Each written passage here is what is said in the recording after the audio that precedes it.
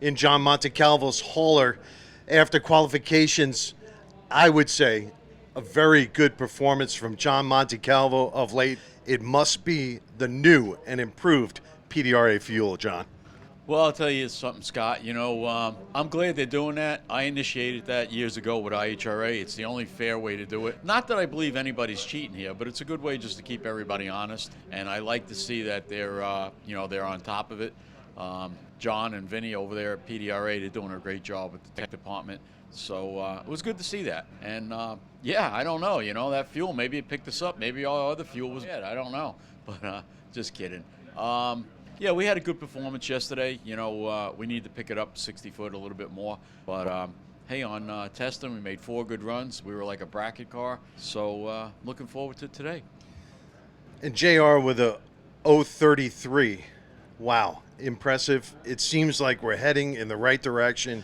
And they are wowing everyone. The crowds are actually going nuts. I shot that run from the stands and everyone was standing up and cheering. So it was really very good to see that, John. And so now we're talking about it. And so what do you think your chances of doing it before the close of the end of the year, getting in the 3-second zone? Because, John, let me be frank. Your performance has made a step change over the past year over year and race over race. You guys are really coming together, man.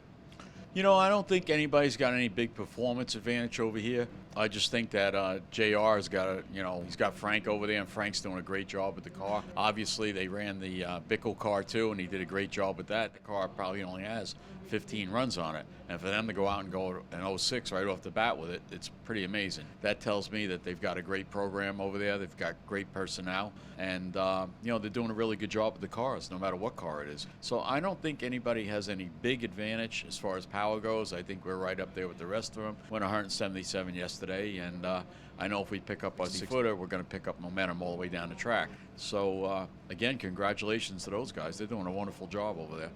And so is John Montecalvo. So really looking forward to eliminations, going into eliminations here at the PDRA. And boy, this field is very tight. And if you look at that qualifying list from top to bottom, these times are very competitive. The field is very tight. And even the new guys, the return new guys, are performing at a high level, John. Gillig is doing such a nice job over there. And, it's really nice to see that, isn't it? Oh, it definitely is. They're our old buddies from way back. Bob was my crew chief for years. So very talented crew. Oh, wait a minute. Before Bob, Billy was my crew chief. So we've got a long history with the Gillig family and Billy Wagner. Billy started with me when he was a kid. He was 19. And he's got amazing talent.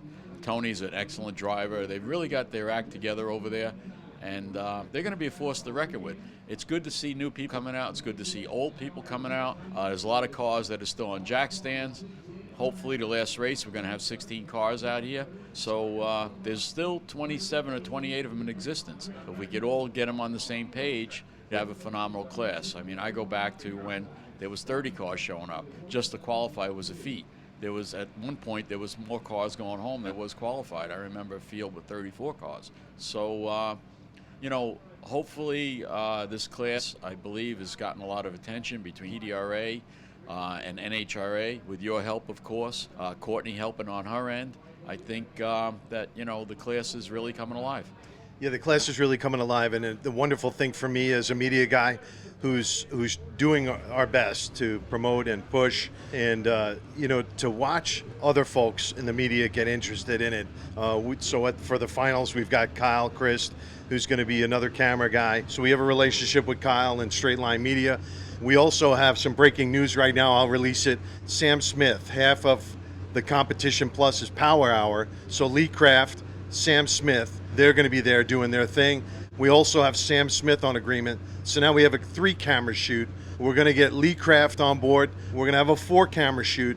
So that VMP PDRA Real Pro Stock finale for this year should be very special in that we're going to have so much coverage of that and the melding of so many great media people that are covering this. And I hope that we get Courtney on board with an agreement as well. And I know we will, because she's such a great young lady, an amazing force in this, has all the relationships, could grease all the skids for Real Pro Stock to really go somewhere. And you know what? Watching it all happen, John, and watching not only the racers get excited about it and show up, but also the media now getting involved and getting exciting about covering you guys.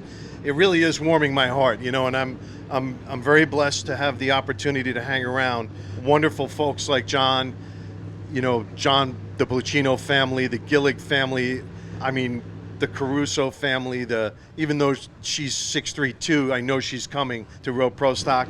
Amber Franklin is performing amazingly in 6'3" this weekend.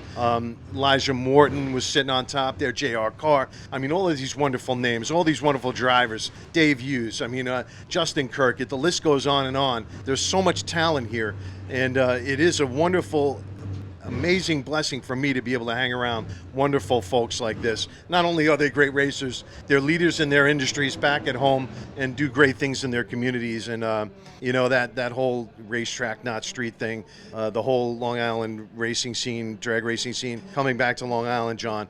And John was instrumental in making that happen with the whole team. The Long Island Needs a Drag Strip team, the racetrack, not street people, the you know, everyone, John. It was such a wonderful thing to go home and experience drag racing on Long Island again in an official sense. It was really great. So looking back, John, give me some feelings about that. You know, it was just awesome. You know, we put that thing together in like 27 days. Pete's got a phenomenal crew there with Tom and Eric, and of course Marie. You know, Marie, I believe, is the brains behind the operation. Because that guy Pete, I don't know, he's a little lacking as far as brains go. I hope he listens to this interview. Oh boy, here we go, Pete. That's his opinion, not mine. He's a great announcer, though. I got to give him that. You know, I thought we were going to have to replace him, but he did a pretty damn good job there. But anyway, it was great to see everybody, you know, join together to joint effort to get this thing accomplished. Of course, we couldn't have done it without a great supervisor in that town. Yvette, you know, she's wonderful, and she's got a good town board behind her.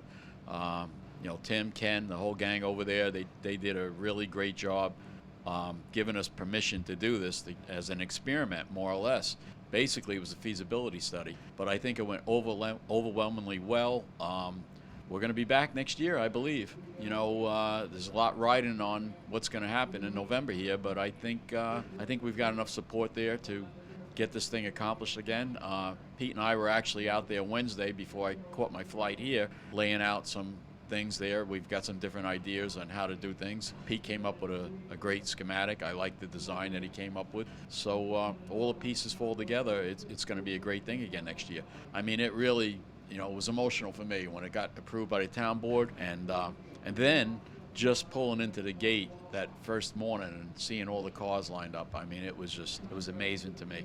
After 17 years, we had a drag strip. Doing it in a place where you need to do it, and you could check out all the footage that I posted online. There were a couple of incidents, and you know those safety barriers are there for a reason, to keep it on the track, to keep you safe. And so please, if you're doing street racing, please find a place to do it right, okay? And keep yourself safe, and keep not only yourself safe, but anyone else that could be watching.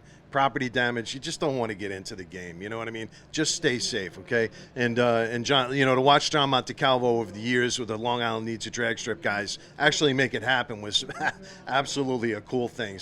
Yvette, you're awesome. Town of Riverhead, you know, the whole eastern Long Island, which is an amazing, amazing place to visit, have some dinners, get on the water. John, I know why you live there now. It's just, you know, I grew up in Lindenhurst, and the water was so instrumental in how we grew up, and you know, all the life lessons that you learn on the water. But John, it's just absolutely beautiful out on eastern Long Island. I mean, in Montauk, everyone needs to go there and visit. Long Island, eastern Long Island is absolutely beautiful. The whole island is great.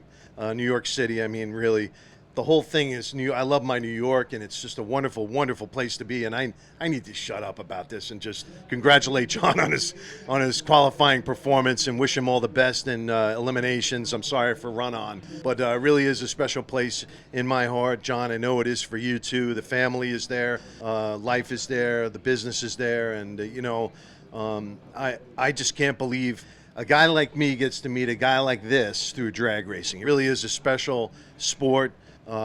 There are so many special people here, and you know, gosh, man, it is really an honor for me to hang around them, to learn from them. And, you know, in the end, I know I'm already a better kind of guy because of people like John. And I'm really very appreciative of that, John. You know that? Thank you for your support, Scott. And Cousin Steven, you know, we call him Cousin Steven. He's a great guy. You know, Steven and I go way back. We've had a few adventures together that I won't discuss right now.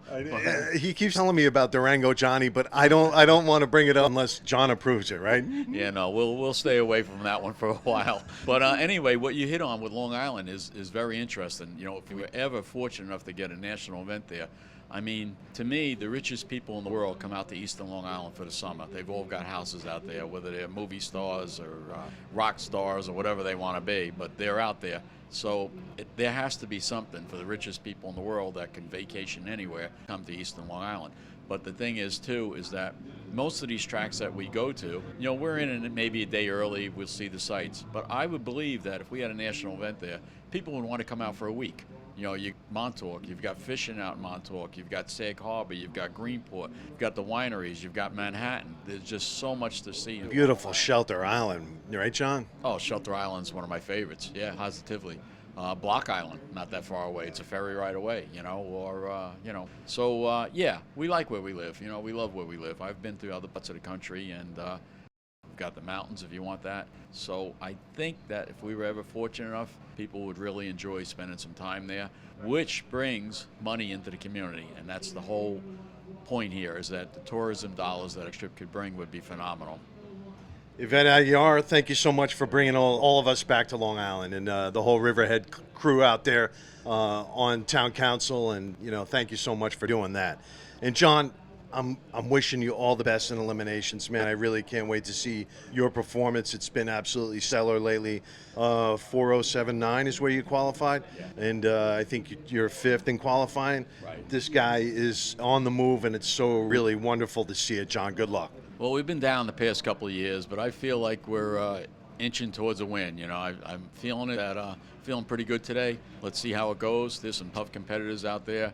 You know, don't take anybody for granted, because I tell you what, they can rip your eyes out. They're all good drivers. They all got good power. So that's the good thing about this class. You know, we've got a couple good engine builders out here, 3 or 4 actually, and everybody's very competitive. Just wish everybody a fast, safe day, and I hope we get the win.